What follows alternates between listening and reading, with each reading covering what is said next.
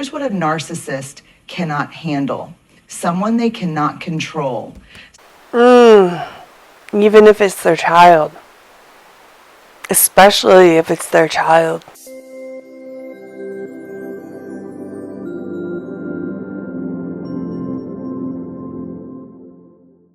My mom destroyed my relationship with my dad, but she always allowed my brothers to have healthy, happy, close, loving relationships with my brothers. Since finding out the deception and the lies, I've wondered why. Why did she target me? Is it because I'm the oldest of all the siblings? Does it have something to do with my gender, being the only girl in the family? I just haven't been able to quite figure it out. I admit it's a question that's really bothered me the past 3 years. Well, over the weekend, a close family member of mine reached out and she told me, hey, I think I figured out why your mom targeted you and not your brothers. This family member, who is incredibly supportive of me and this project, sent me a link to a podcast that she had been listening to, which gave her some enlightenment on why my parent chose to alienate me. So I think this podcast might shed some light and give people some insight into why some of these parents will target one child and not the others. Today we're going to listen to this podcast together, hopefully discover some new knowledge, new insights into this troubling dynamic. I have not listened to this podcast yet, so I will be live reacting as we listen. Let's get into it. So this is published by Brene Brown Motivation, and it's called The Moment a Narcissist Realizes You're Too Strong. Watch what happens. The thing about narcissists is that they need control like they need oxygen. It's not just something they enjoy. It's the foundation of their entire identity. Control keeps their fragile sense of self intact. And without it, well, that's when things start to unravel. They have an uncanny ability to spot the people who will give them that control. It's not a conscious thing, it's almost instinctual. They gravitate toward the kind, the empathetic, the ones who see the best in others, not because they admire these qualities, but because they see them as opportunities.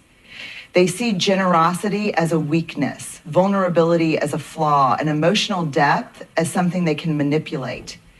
They test the waters early on, pushing small boundaries, making little comments that don't seem like a big deal at first. A subtle put down disguised as a joke, a moment of selfishness brushed off with charm. And if you don't push back, if you let it slide, that's when they know they've got an opening. Their control doesn't always look like control in the beginning. It looks like affection. So I think she might be coming at this from the point of view of a narcissistic spouse or a narcissistic partner. When it's your parent, how are you supposed to separate the affection, supposed affection they're giving you, from the manipulation? How are you supposed to question your parent and think to yourself, maybe mom's manipulating me? As a child, that's why this is so heartbreaking. This is what makes narcissists so dangerous. They don't come in with a wrecking ball. They come in like a dream, making you feel special, chosen. They mirror your best qualities, reflect your hopes and dreams back at you, and before you know it, you're attached, you're emotionally invested. And once they know you're in, that's when the game shifts. The way they maintain control depends on what works best for them. Some use guilt suggestions that you're not being fair to them, that you're too sensitive, too demanding. Others use comparison, praising someone else just enough to make you feel like you need to earn their approval. And some use fear, not always physical, but the kind of fear that keeps you second guessing yourself. This is all super relatable so far. Just absolutely in line with the parent that manipulated me for years. Conflict, fear of being misunderstood, fear of not being enough for them. They create an environment where you feel like you're always walking on eggshells, trying to avoid upsetting them. And that's been trained into me. So that's been something I've had to unlearn, though, feeling of walking on eggshells around not just my mom, but people in general, just wanting to make people happy, wanting to make sure people know that I care and that I love them, and try to meet other people's needs. And in doing so, I tend to neglect my own. Where most people stay trapped, not because they don't see the red flags, but because narcissists make you question whether those red flags are even real. That's the power of manipulation. They make you doubt yourself, before you ever doubt them. Oh my gosh. And once self-doubt creeps in, once you start wondering if maybe you are being too sensitive, maybe you are the problem. She actually always told me I was the problem. My mom would always say, you know, sometimes if you look around in life and you seem to have so many problems around you, maybe you're actually the problem. And looking back now, I believed her.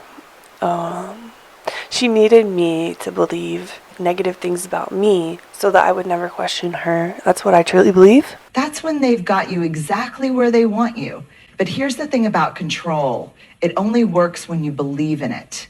It only holds power when you're still seeking their approval, still believing that if you just do the right thing, say the right words, be the right version of yourself, they'll finally treat you the way they did in the beginning. And then when it's your parent, you naturally need that love as a child to survive. You need their protection, you need their care. So it's almost impossible to not want to maintain that bond. It's very confusing. Version, that was never real. That was a mask. The moment you see the pattern, the moment you realize that their love, their validation, their approval is conditional, it changes everything. Because then you start to understand that you don't have to play by their rules.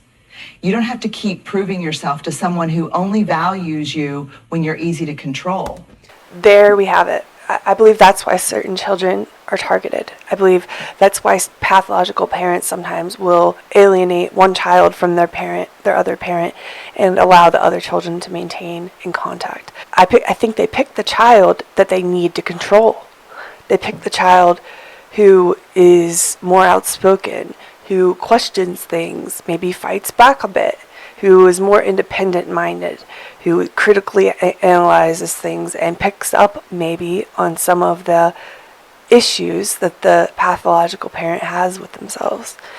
And I think that's why my mom targeted me, because all of my brothers are more go with the flow, worshiping her, accepting what she says and believes at face value, not questioning her, never questioning her, always trying to please her. Whereas me, throughout the years, honestly, since the beginning of time with her, I've always questioned her. I've always pushed back. Our relationship was not an easy one. It was very, very much contentious relationship, because I would question her at every turn. I would tell her what I didn't like and what I thought she was doing wrong, and I imagined she hated this, and I was not easy to control.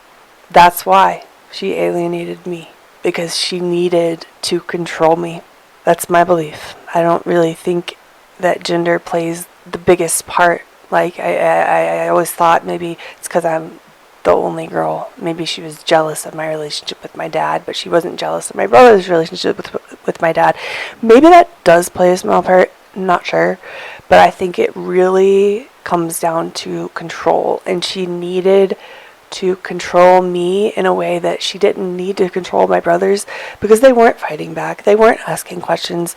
They see her in a very black and white way. They put her on a pedestal and they worship her and they don't question her, and it's almost like they don't think for themselves. They just fall in line, and that was never me. So it makes sense that she probably felt a little threatened by that. She probably was scared that I would see through her. And it's just really, if I'm being totally honest, it's really upsetting, because all I wanted was to have a loving relationship with her. All I wanted was a good relationship, to be loved. And for her, it was all about control. And when that moment happens, when you break free from the illusion and take back your power, that's when they panic. That's when they realize they're losing control over you. And a narcissist without control is a narcissist who's unraveling. There's a shift that happens when you finally decide deep in your bones that you're not playing the game anymore.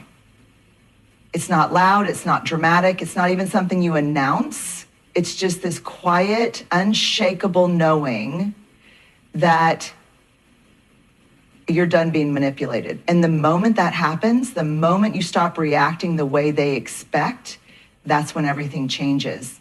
Yeah, so that happened with me. I stopped.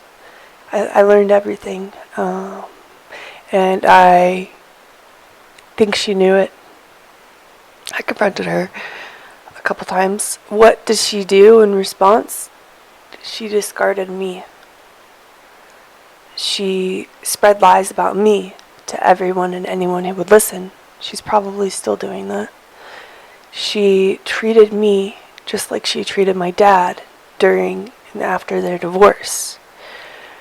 She started telling people that I'm a narcissist, that I'm selfish, that all these crazy things about her daughter, just like she had to do it with my dad to get ahead of him, to have a scapegoat.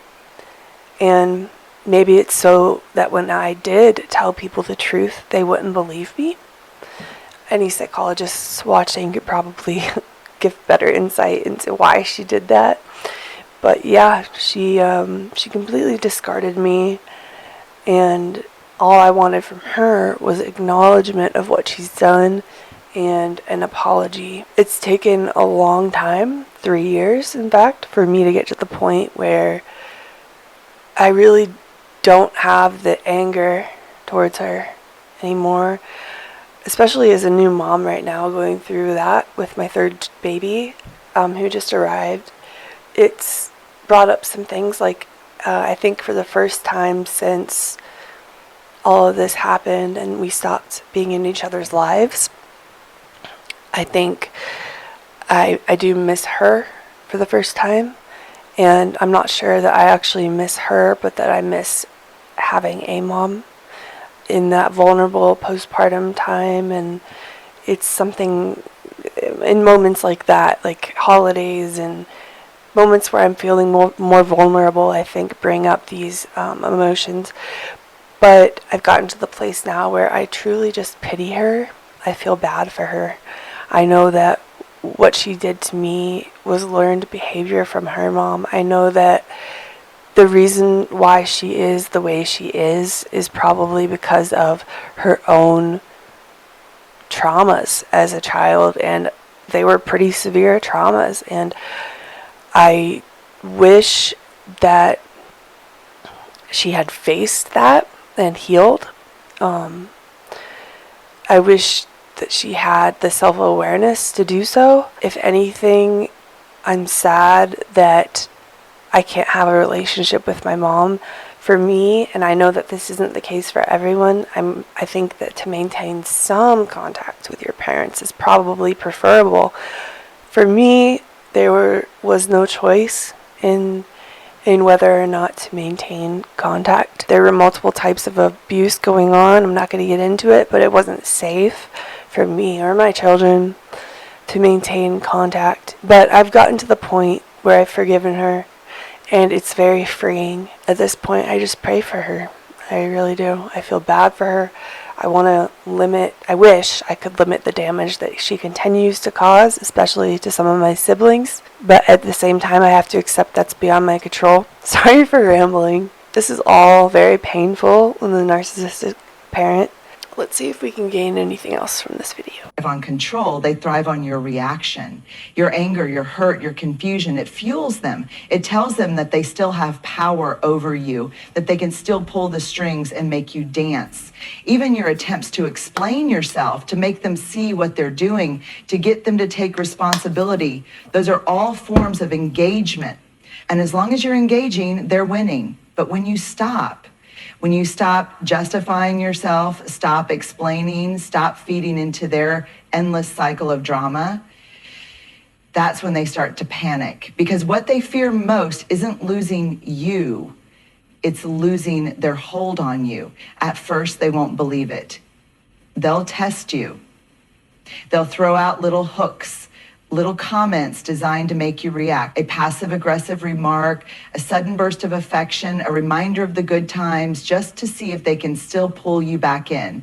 And if that doesn't work, if you remain steady, if you hold your boundaries without guilt or anger, That's when the mask starts to slip, because here's what a narcissist cannot handle: someone they cannot control. Even if it's their child. Especially if it's their child. I've often said, okay, I understand that my mom manipulated me to reject my dad. She turned me against my dad for 20 years without any justification. She used lies, false allegations, control, fear tactics, a whole bunch of things to effectively turn me against my dad, starting at the age of 9. And from a targeted parent's point of view, I hear a lot of parents saying, well, the alienator is trying to hurt me through my child. Yeah, that is true. I believe my mom used me to reject my dad to hurt him. She was so angry, like angrier than I've ever seen anyone. She's so angry at my dad, hated my dad, probably still does. And I know that to take away our relationship probably really hurt him. And so yes, while she was trying to use me to hurt my dad, she weaponized me to hurt my dad. That's true. But what people often miss, in my opinion, is that pathological parents will alienate their children from their other parent in order to control them. Because if you're alienated from your other parent, who is in control of you then? It's just the pathological parent. It's the abusive parent has full control. You're isolated. You're living under their thumb. They call the shots. And because they've made you believe your other parent is so bad, so unloving, so unworthy of a relationship, the child tends to have to accept whatever modicum of love they can get from their abusive parent, because that other parent is even worse. And to have no parents, to reject both parents, at least at a certain age, is out of the question, because you need at least one parent to survive as a child. Even as you get older, as a young adult and adult, to reject both parents and effectively orphan yourself is also incredibly painful and daunting and difficult. Nobody really wants to do that either. So they put themselves in the position where the child is fully reliant on that abusive parent for all of their needs. And that's how they control a child who might be an independent thinker, who might question them or see through them. They have to take away the other parent, because that other healthy, loving parent, I think that psychologically damaged parent knows that the child will choose them. The child will prefer them if the child has a choice, if they're not manipulated. Someone who refuses to be manipulated, someone who stands their ground, not out of spite, not out of anger, but out of self-respect. And that's what this really comes down to. It's not about playing their game better. It's about stepping out of the game entirely. And when you do, they feel it. They feel the shift. Suddenly they're scrambling, trying to figure out why their old tactics aren't working anymore. Some will lash out, trying to provoke you into reacting just to prove to themselves that they still have control. Others will play the victim, twisting the story so that somehow they're the ones who have been wrong. Some will even disappear for a while. Yep. So what's happened with a lot of my family members, including siblings, is they've taken sides, and it's not something that I've pressed on them. It's something that my mom has pressed on them.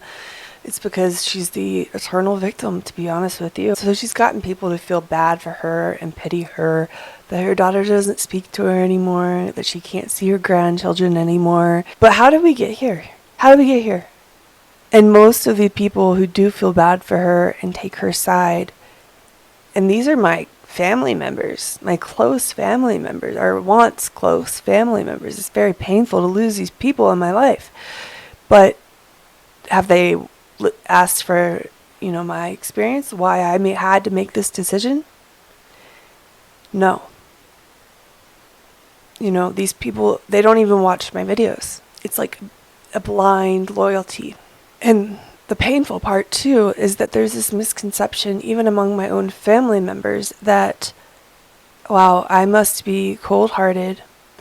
I must not love or care about my mom. That is so far from the truth.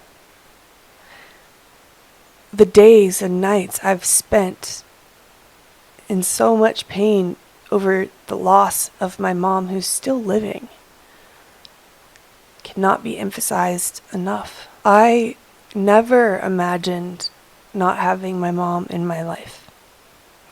It hurts me. It is painful. I would welcome her taking accountability, making real change, getting the help she needs, apologizing, trying to repair our relationship. I would welcome that. There's redemption for everyone. Everybody has the potential for a redemption arc, but you must admit what you've done. You must take accountability. You must realize that there are things about yourself and ways you treat people and things you've done to your children that are wrong. Otherwise, you're leaving me no option. It's either continue to be abused or step out of the relationship. And because I have children I have to protect, I had to step out of the relationship. And honestly, if you happen to come across this video, I wish you had done the same for me. Because this is all very generational. But you never saw the dysfunction in your own parents, I guess. You never saw the manipulation and the abuse your own parents were perpetrating on you. And you maintained very, very close relationships with your mom. And you failed to protect me from their negative influence as well. I wish you had removed yourself from the relationship with your own mom and done the healing work that I'm doing now. Because then maybe we still could have a relationship. There are times that I will cry and ask my husband, do you think there's any way I could have a relationship with her? Especially during times where I am feeling more vulnerable, like during pregnancy and childbirth and postpartum, or times where there's been a death in the family, or just more vulnerable times. I rack my brain. Is there some way to maintain a relationship with my mom? Is there anything that I can do to get her to see what she's done? And the answer, unfortunately, is always no. There's nothing more I can do. I've done everything. I've tried everything to repair. I've tried everything possible. It's a decision I will have to live with, and I do believe I'm making the right decision. Well, I didn't expect to get so deep in this video. Sorry to throw that at you guys. But I really do think it comes down to control, and they choose the child that they alienate. If they don't alienate all the children, they pick and choose which child to alienate based on their need to control that child. So if you have a more unruly, more independent, or